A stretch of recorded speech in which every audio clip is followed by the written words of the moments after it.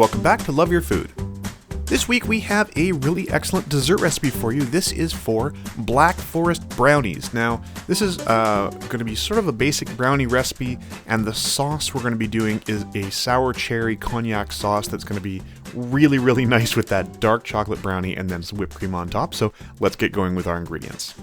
So we're starting off with a bunch of butter, some eggs, some sugar, just regular white sugar, vanilla, some flour, a little bit of salt, some cocoa powder, and then for the sauce, we have some canned sour cherries, a little bit of cognac, a little bit more sugar, and some cornstarch. And we're actually going to mix a couple of things into that cornstarch for our use, but we're going to start by melting the butter, and then we're also going to get a little bit of that cognac into a measuring cup, and then we're going to drain our cherries. So we found these really excellent sour cherries.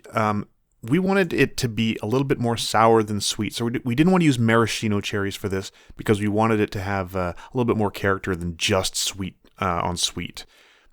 You can also just use cherry pie filling for this if you like and add a little bit of lemon juice to it. But we're going to be reconstituting or soaking these cherries, these nice sour cherries, in that cognac for a little while, and we're going to retain the juice because we're going to reduce this into the sauce. So we're going to reduce this and really concentrate that flavor for a while, and while that's happening, we're going to start with our brownies. So first thing we want to do is sift together the flour and the cocoa. And if your cocoa is a little bit lumpy like this is perfect. Just get it through a tammy or a sieve, a really nice fine sieve, and you can break up those lumps, and you can sift the flour and the cocoa together. And it gets really well combined like this. Really, really works nicely. And make sure that you don't have any of these lumps in your final product. So you can just push them through with a spoon or a spatula or whatever you prefer to use. We're just going to make sure that that's all nice and smooth. So we're just going to give that a little stir.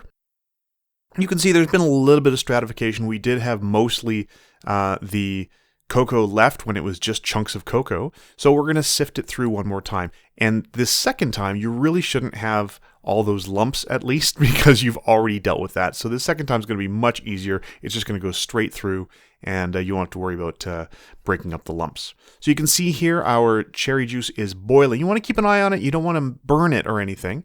We've got it on our induction burner so we can really control that temperature. Then we're going to grease up our brownie pan. So this is the pan we're going to use. And we're going to line that with cocoa instead of flour because these are nice chocolatey brownies. We'd like to have that cocoa on the outside instead of flour, and it still has that same effect of helping release the brownie after everything's baked. So we're just going to make sure that every side and the bottom has a really nice good coating of that cocoa, and any extra we're just going to, you can add it to your brownies if you like, if it's not too much. You don't want it to change the amounts too much. So into our cherry juice, we're going to add a little bit of lemon juice just to bring up that tartness a little bit more. Going to add in the sugar, and we're going to stir that together. You can see it's reduced quite a lot.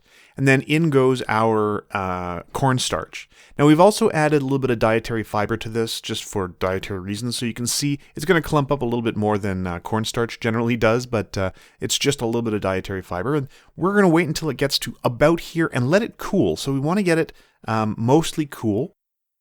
And meanwhile, we're going to be doing the rest of the brownie stuff. So we're going to get our eggs into the bowl.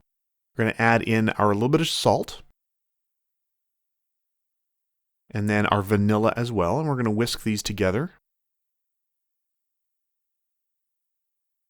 So that's our eggs, our salt, and the vanilla. And we're just going to whisk that until it is extremely light and frothy. We really want to incorporate as much air into that as possible. This is going to sort of make the brownie a little bit lighter. So in goes our sugar. And then you really want to whisk that hard. You want to make sure that you're breaking up the sugar and making sure there are no lumps in there. And again, incorporating as much air as possible into this beautiful, really light, frothy batter base.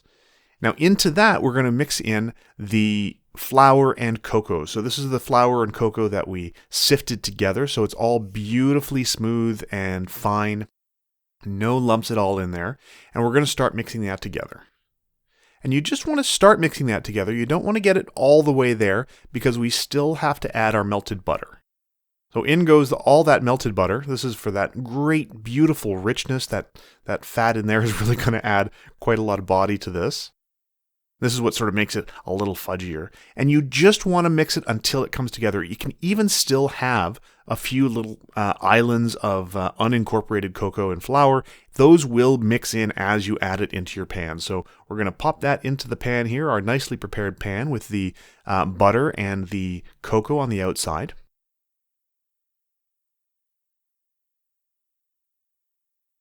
And then we're just going to make sure we get every drop we can out of there. We're going to scrape it all out with a nice scraper.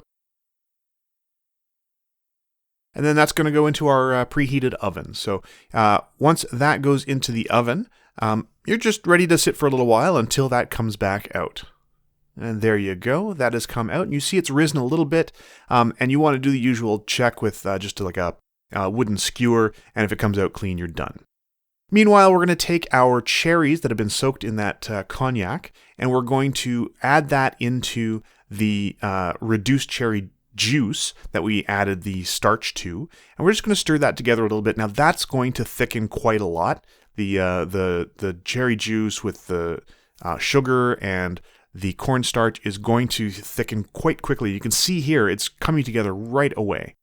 And once that's done, this is ready to serve. So you want to make sure your brownies have cooled a little bit. You don't want to serve them scalding hot, but they're nice when they're still warm.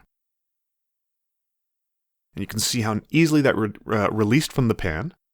Nice, sort of fluffy crumb in there, and beautiful, moist texture. We're going to add that amazing cognac cherry sauce.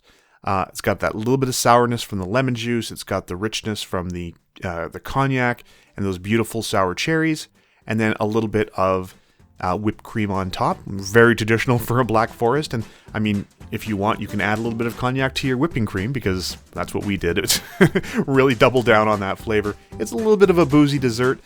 We covered the cherries while they were soaking in that cognac. If you want to serve this to kids, you might want to leave it uncovered just to let some of that alcohol evaporate. But it was absolutely delicious, and we hope you'll give it a try. If you like this recipe, please do like and subscribe. And if you have any recipes you'd like to see Chef Caleb try on the channel, please let us know in the comments below. And remember to love your food.